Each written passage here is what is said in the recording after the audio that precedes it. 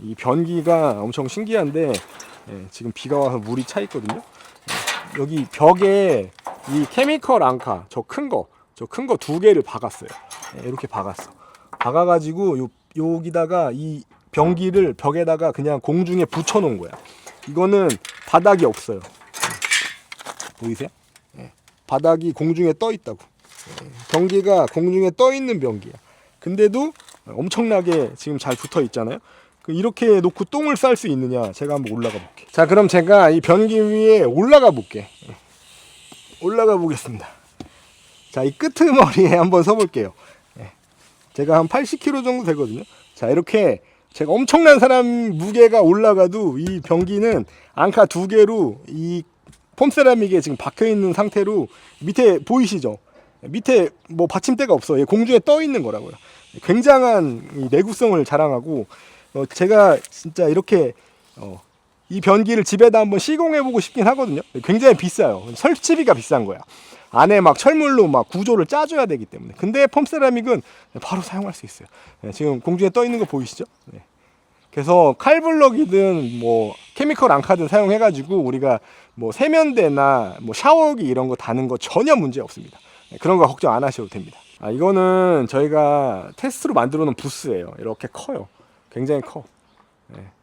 안에가 한 2평 정도 되고, 이렇게 굉장히 크게 만들어 놓은 부스고. 자, 여러분, 홍 선생입니다. 제가 요즘에 폼세라믹 계속 올리고 있는데, 뭔가 포커스를 여러분이 영상을 보시는 분들이 잘못 잡으시는 것 같아서 제가 가이드를 좀 드리겠습니다. 폼세라믹이 좋은 점은 일단 첫 번째는 방수예요. 방수가 그냥 수영장 만들어도 될 만큼 엄청나요. 제가 조만간에 수영장 만들어서 보여드릴게요.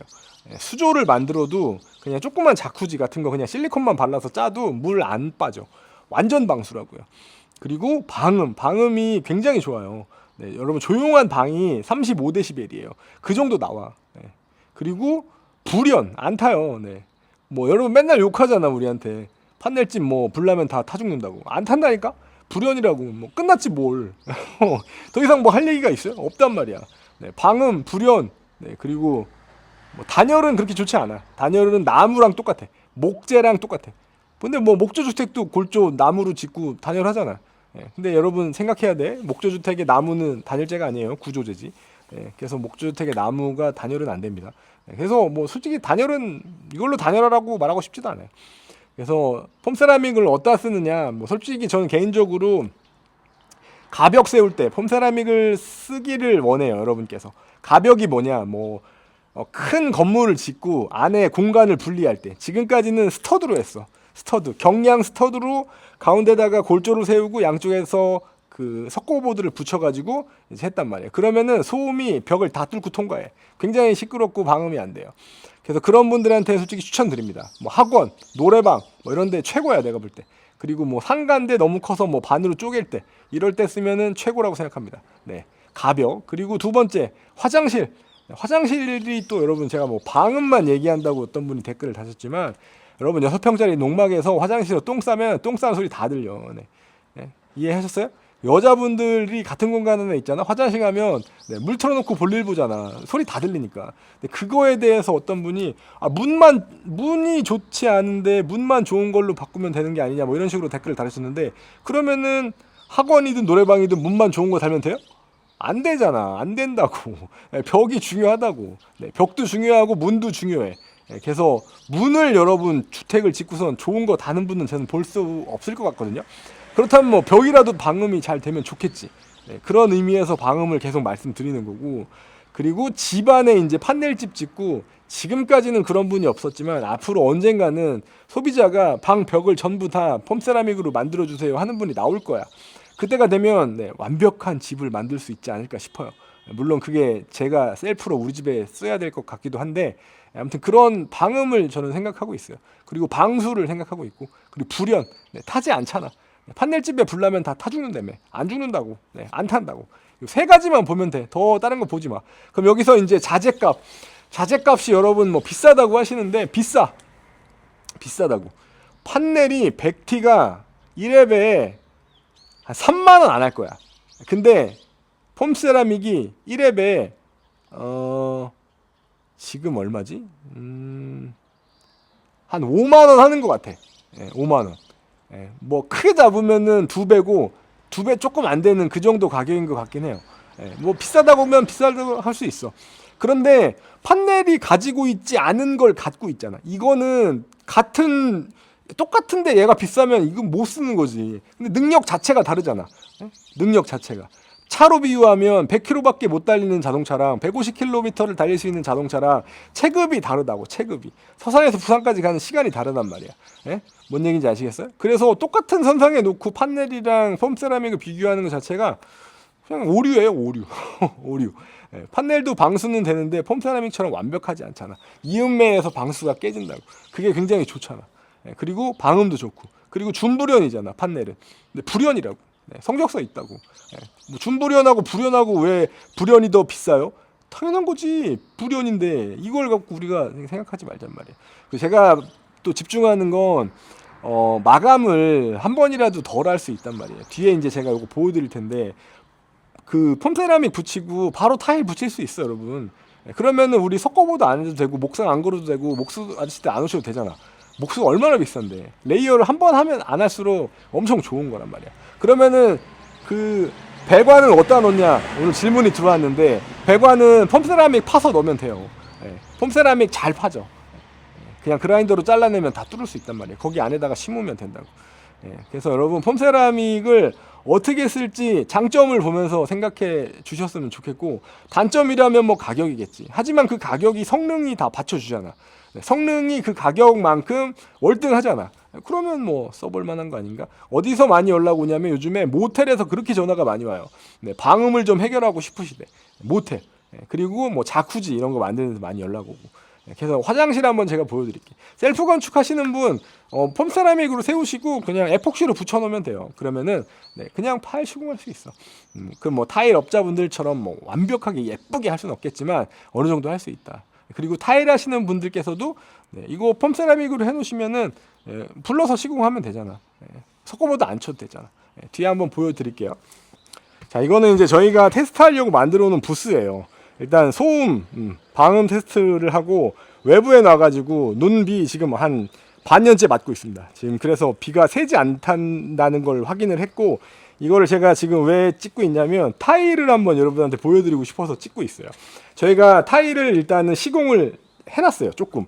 왜냐면 여러분이 타일을 어떻게 붙일지 가늠할 수 없기 때문에 지금 이 폼세라믹에 그냥 여기 포세린 타일이 붙어 있어요. 지금 이 타일은 에폭시로만 붙여놓은 겁니다. 뭐 인간의 힘으로는 빠루 없이 못 뛸 것 같아.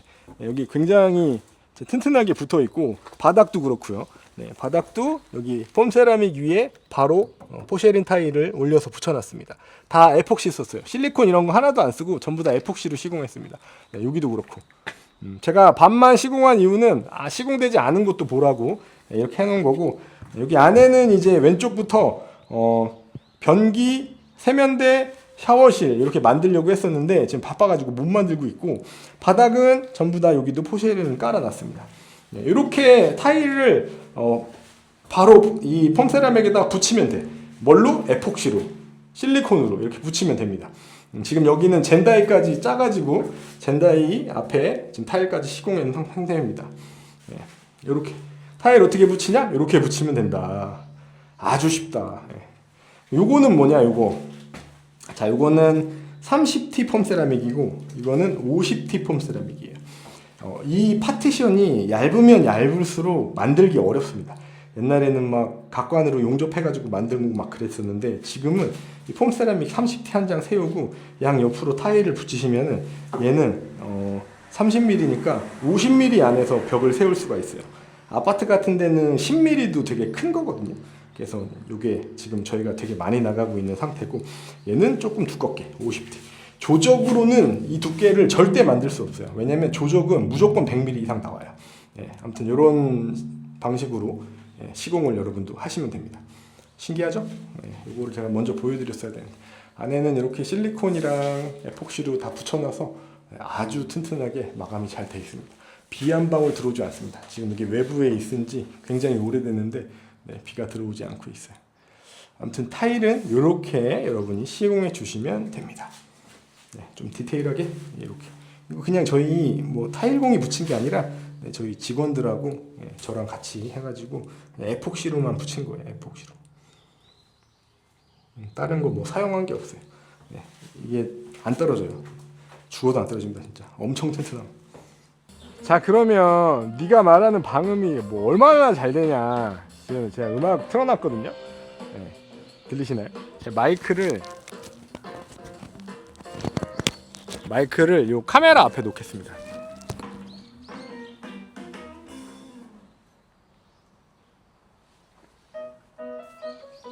저게 지금 소리가 들리실 텐데 지금 얼마나 차단이 되는지 문을 한번 닫아 볼게요.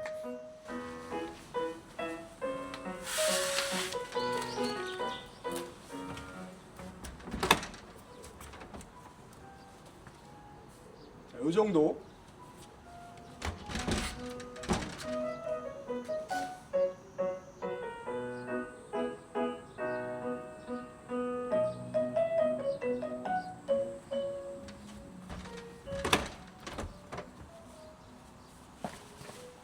이 정도. 뭐 제가 뭐 불화칠 이유도 없고 딱 녹음한 것만 보여드리도록 하겠습니다. 저 문이 그렇게 좋은 문은 아니에요. 그 폼세라믹으로 만들어 놓은 그 소음을 이제 테스트하는 걸 보여주는 그냥 조그만 박스라고 보시면 되거든요. 이게 다 폼세라믹이에요. 이 자체가. 여기다가 제가 음악을 틀어서 넣어보겠습니다. 최대치로.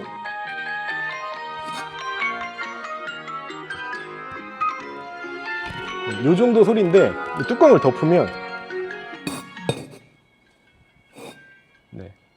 거의 안 들려요. 저 안에 메아리처럼 지금 들리고 있거든요. 열면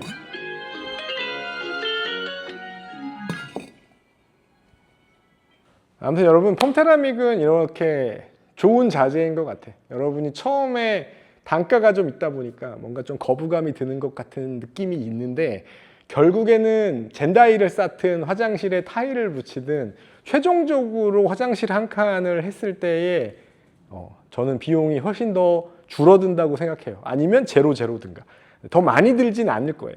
물론 더 많이 들어도 상관없어요. 왜냐하면 기존에 있는 방법보다 훨씬 더 좋은 자재이며 훨씬 더 높은 퀄리티를 만들어낼 수 있으니까. 벽에다가는 에폭시로 쓰셔도 되고, 원래 여러분 벽이 이제 도기질이나 자기질 타일 이렇게 쓰는데, 도기질 타일은 에폭시 써도 돼. 근데 자기질 타일은 에폭시를 써도 돼요. 근데 도기질 타일은 에폭시를 쓰면 나중에 땡겨가지고 깨치거든요. 벽은 그냥 타일 본드, 뭐 아덱스의 D20이나 30 이런 거 쓰셔가지고 하셔도 그 타공돼 있는 이 곰보 안에 있는 그 까끌까끌한 부분이 그걸 이렇게 움켜쥐고 있기 때문에 안 떨어져요. 그래서 그렇게 시공하시면 되고, 이미 수직 수평이 다 맞춰져 있기 때문에 벽 같은 거는 아주 우습게 시공하실 수 있을 겁니다. 자, 제가 생각하는 폼세라믹의 장점들은 이런 거예요. 그리고 한 1년, 2년, 3년, 4년 물을 계속 쓰고 화장실을 사용할 때마다 전혀 물을 빨아먹지 않는다. 이게 굉장히 큰 장점이지 않을까 싶습니다.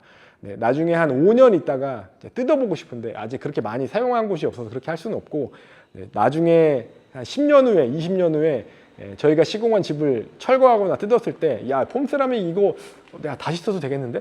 이 정도의 자재일 거라고 저는 생각을 합니다.